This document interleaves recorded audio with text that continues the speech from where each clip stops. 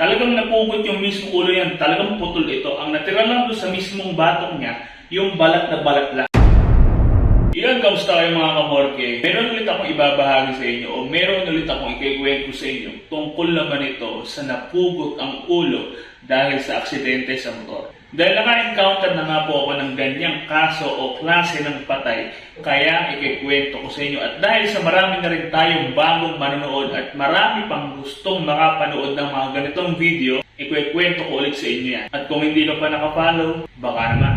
Kung hindi ako nagkakamali, year 2017 o year 2018 ko na balsamo o na-encounter yung ganyang klase ng pagkamatay. Ang nangyari po sa kanya, aksidente, bumunggo siya sa likod ng isang four wheels. Bali, ang sakay niya, tricycle. Pero bakit nga ba napugot ang ulo kung tricycle ang sakay niya at bumunggo lang siya sa likod ng four wheels? Ganito kasi ang nangyari. Ito ay ayon lang sa kwento ng punerarya at ng mga kaanak ng namayapa na yun. Bali, hating gabi doon nangyari yun. At yung tricycle nung na-aksidente nga po na yun, kung alam nyo yung visor sa may mga motor, yung stainless, yung may patusok na ganyan. Ayan ba, pakita ko sa screen para talagang maintindihan ninyo. Ganyan yung nakalagay doon sa mismong headlight niya. Kaya nung bumunggo siya sa may likuran ng four wheels, doon tumama yung mismong liig niya doon sa may visor na patulis na yun. Dahil sa malakas din ng impact, kaya napugot yung ulo niya. Talagang napugot yung mismong ulo yan, talagang putol ito. Ang natira lang doon sa mismong batok niya,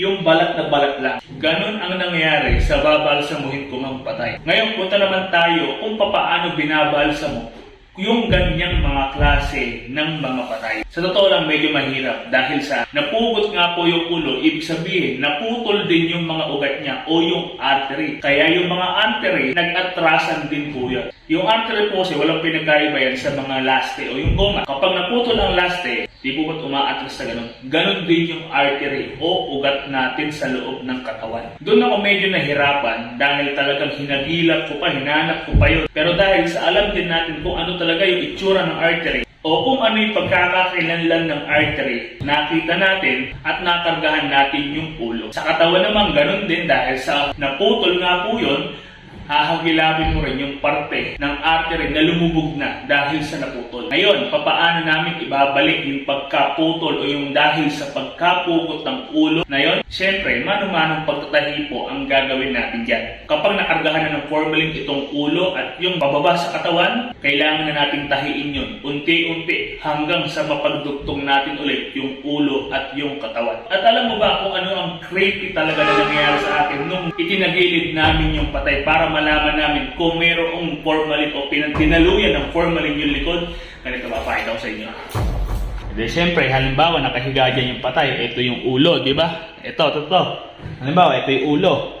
Ito halimbawa yung ulo. Ito yung katawan. Nung itatagilid na namin itong katawan, siyempre, hindi sasabay itong ulo dahil nga sa putol. Kaya nung tinagilid namin yung patay, hindi sumabay yung ulo, natakot kami ng helper ko. At yun, sana'y natuwa kayo sa ginawa nating video. At muli, maraming salamat sa patuloy niyong pag-support sa akin. At huwag kalimutang mag-like, comment, at alam nyo na ikasunod. At sa lahat ng mga manonood ko na hindi pa nakafollow, baka naman. Muli, maraming salamat sa inyo mga kamorke. Ingat kayong palagi.